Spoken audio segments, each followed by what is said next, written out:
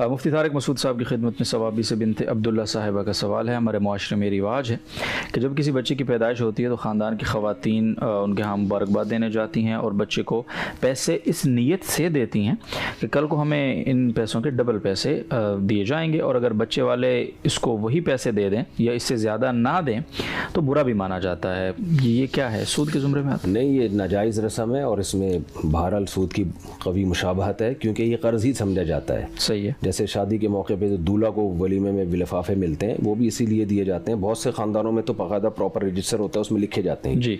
तो बच्चों की पैदाइश पे भी यही है। तो इन रसूमात को ख़त्म करना लाजिम है।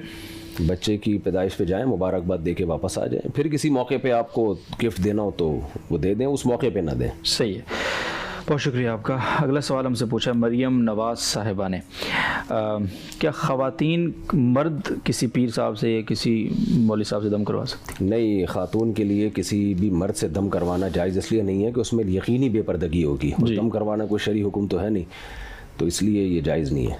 ठीक है, जज़ाकुमुल्लाह खैर। अगला सवाल आदिल बिन मोहम्मद साहब, मैंने यूट्यूब चैनल स्टार्ट किया है जिसमें नॉलेज पढ़ाता हूँ। क्या इनकम बड़ा मशहूर मसला है ये। मैंने सुना है कि यूट्यूब इनकम में से 10-5% सदका करने से हलाल होती है, अगर हाँ तो सदका किसको करें? देखें, यूट्यूब पे जो पैसे मिलते हैं वो मोनेटाइजेशन के और एडवर्टाइज़ चलने के मिलते हैं जी। तो उसमें दो चीज़ें होती हैं। एडवर्टाइज़ अगर वो ऐड ही हराम चीज़ का चल रहा है, जैसे शराब का चल रहा है या किसी सूदी बैंक का चल रहा है, इंश्योरेंस कंपनी का चल रहा है, तो उस ऐड की जो अर्निंग आएगी वो बहरहाल हराम होगी।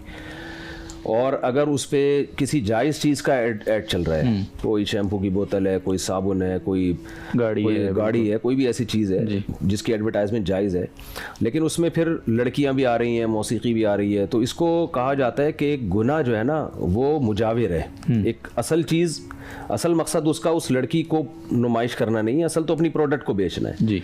तो मासियत उसका एक पार्ट बन चुकी है, उसमें शामिल है, उससे अलग है लेकिन उससे मिली हुई है, मिली हुई है, उसके असल का हिस्सा नहीं है, क्योंकि असल तो मकसद उस प्रोडक्ट को प्रोमोट करना। बिल्कुल।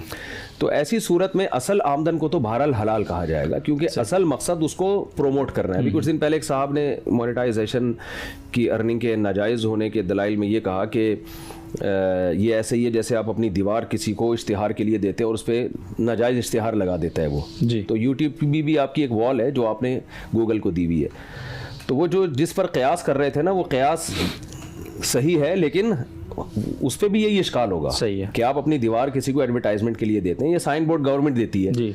तो उस पर मल्टीफॉर्म की तस्वीरें, उसमें एक बेहुदा सी लड़की भी की तस्वीर भी होती है, या उसमें कोई शैम्पू की बोतल बनी हुई है लेकिन लड़की की भी तस्वीर है। तो वहाँ भी यही हुक्म है कि असल मकसद उस गद्दे को प्रोमोट करना है, उस कंपनी को प्रोमोट करना है, लेकिन उसमें गुनाह उसमें एक हिस्सा बन चुका है। तो इसके असल अर्निंग को कोई भी, मैं समझता हूँ जो जिसमें भी फ़िक़ही बसीरत होगी, वो असल अर्निंग को नाजायज़ नहीं कहेंगे। हाँ, ये ज़रूर है कि उसमें गुनाह एक शामिल हो रहा है, तो हम ये कहते हैं एहतियातन 5 से 10% उसमें सदका कर दिया जाए। एहतियात, ये भी एहतियातन कहा जाता है, लेकिन कर देना चाहिए ये, ताकि उसमें जो एक आमेज़िश हुई है वो बेगुबार हो जाए। दूसरी बात ये कि इस पर बाज़ लोगों को इश्काल होता है कि यूट्यूब को आपने ये एडवर्टाइज चलाने की जो इजाज़त दी है, ठीक है, अर्निंग में तो आपने ये कह दिया कि असल तो उस प्रोडक्ट को प्रोमोट करने की अर्निंग है, ये जो है वो लड़कियों की नुमाइश की अर्निंग नहीं हो रही है, लेकिन नुमाइश तो हो रही है ना, और आपका पेज भी इस्तेमाल हो रहा है इसके लिए, तो आप गुनाह में मुआविन और मददगार भी बन रहे हैं इसके लिए। सही। तो यहाँ भी ये भी, यानी गुनाह तो हो रहा है अगरचे अर्निंग हलाल है, तो यहाँ भी ये समझ लेना चाहिए कि ये कोई अक़द का हिस्सा नहीं है जी।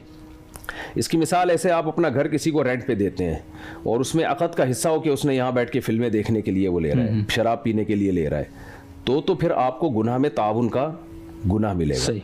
तो आप जब गूगल को अपना पेज इस्तेमाल करने के लिए देते हैं तो ये उसके एग्रीमेंट का हिस्सा नहीं है कि उस पर आप लड़कियां चलाएंगे। वो एग्रीमेंट जो है कि इसको आप कंपनियों की प्रोडक्ट को प्रोमोट करने के लिए इस्तेमाल करेंगे। फिर गूगल उस पर जो कर रहा है वो आपसे पूछ के नहीं कर रहा जी जी, ना आपकी मर्जी से कर रहा है, बल्कि आप रोकेंगे तो वो रुकेगा भी नहीं।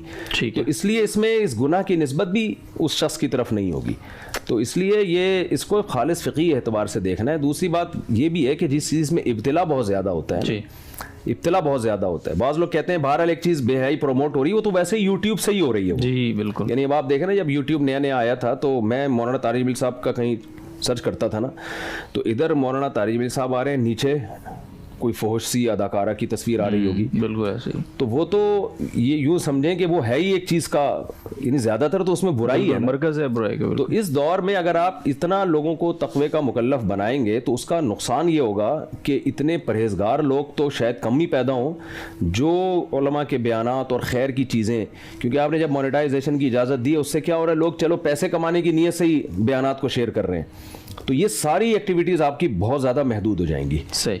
और महदूद होने का जो नुकसान होगा वो उस नुकसान से कई गुना बढ़कर है। तो अगर कोई चीज़ खालिस नाजायज़ है फिर तो बहरहाल उससे इज्तिनाब ज़रूरी है, चाहे दीन को फ़ायदा हो नुकसान हो ये नहीं देखना, लेकिन जब एक चीज़ में दोनों पहलू निकलते हैं तो फिर उस पहलू को तरजीह देनी चाहिए जिसमें दीन का फ़ायदा ज़्यादा हो। जो बेहयाई जिसने करनी है वो तो वैसे ही, यानी वो तो इसका मोहताज नहीं है वो। बिल्कुल ऐसे ही जी। बहुत शुक्रिया इस पूरी तफसीली इस जवाब के लिए। मुफ्ती मोहम्मद उवैस साहब की खिदमत में जाएंगे। सवाल है और पूछ रहे हैं कि पानी कब मुस्तअमल होता है? इस्तेमाल शुदा पानी के अहकाम मुख्तलिफ होते हैं नॉर्मल आम पानी से, तो इसलिए ये बता दें कि वो इस्तेमाल शुदा कब शुमार होगा। अगर बाल्टी में मिसाल के तौर पर पानी पड़ा है और उससे मुँह वगैरह धोते हैं तो क्या उस पानी से फिर गुस्ल वगैरह कर सकते हैं?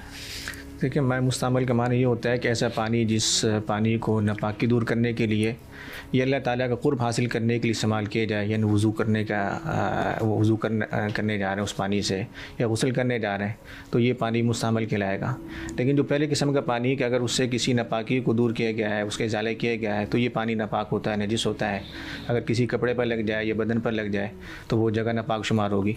लेकिन अगर उस पानी को बतौर वज़ू के इस्तेमाल किया गया है या वज़ू के तौर पर या गुस्ल के तौर पर इस्तेमाल किया गया है तो ये पानी पाक शुमार होता है। पाक होने का मानी अगर कपड़े पर लग जाती हैं, उसकी छींटें लग जाती हैं, बदन पर लग जाती हैं तो वो जगह नापाक नहीं होती, पाक ही रहती है। बाकी अगर बाल्टी में पानी है और उसे गुस्ल करने का इरादा है या वज़ू करने का इरादा है तो हाथ उसमें नहीं डालने चाहिए। अगर बर्तन वगैरह मौजूद है तो बर्तन इस्तेमाल किए जाए, लेकिन अगर ज़रूरत है, कोई करीब में बर्तन वगैरह मौजूद नहीं है और फिर हाथ के ज़रिए से पानी उस बाल्टी से निकाला जा रहा है तो उसमें कोई हर्ज की बात नहीं है और वो पानी ऐसी सूरत में मुस्तअमल नहीं कहलाएगा। जी बहुत शुक्रिया। याकूब एक सवाल है कि पानी मुस्तअमल कब होता है जी, कि जब ये जिस्म से जुदा हो जाए या कपड़ों से जुदा हो जाए तो उस वक़्त ये पानी मुस्तअमल कहलाता है। जी बहुत शुक्रिया। अगला सवाल हमसे पूछ रहे हैं याकूब साहब इंडिया से। रमज़ान के 10 साल के रोज़े क़ज़ा हैं, किसी रमज़ान के 10 रोज़े छोड़े हैं, किसी के 15, किसी के 20। अब इनको क़ज़ा जो वो करने का तरीका कार क्या होगा और नियत कैसे करेंगे फिर इसकी? बस एक तखमीना लगा लें, अंदाज़ा लगा लें कि भाई इतने रोज़े मेरे रह गए होंगे, 30 रोज़े रह गए, 40 रोज़े रह गए।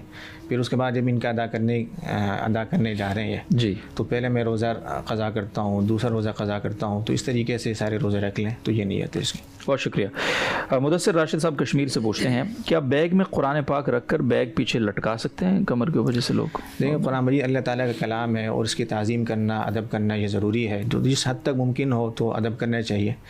तो सही तरीक़ा तो ये है कि कुरान मजीद को सामने रखा जाए, लेकिन अगर मजबूरी है, इसके अलावा कोई और सूरत नहीं है और कुरान मजीद को बैग में रख लिया जाता है, जैसे मोटरसाइकिल में आप जा रहे हैं और पीछे बैग में रख लिया है जी, और इसके अलावा कोई और सूरत भी नहीं है तो इसमें बेअदबी नहीं होगी और इसमें कोई गुनाह भी नहीं है। लेकिन आम हालात में कुरान मजीद को सामने ही रखना चाहिए, पीठ के ऊपर नहीं रखना चाहिए। जज़ाकल्लाह खैर।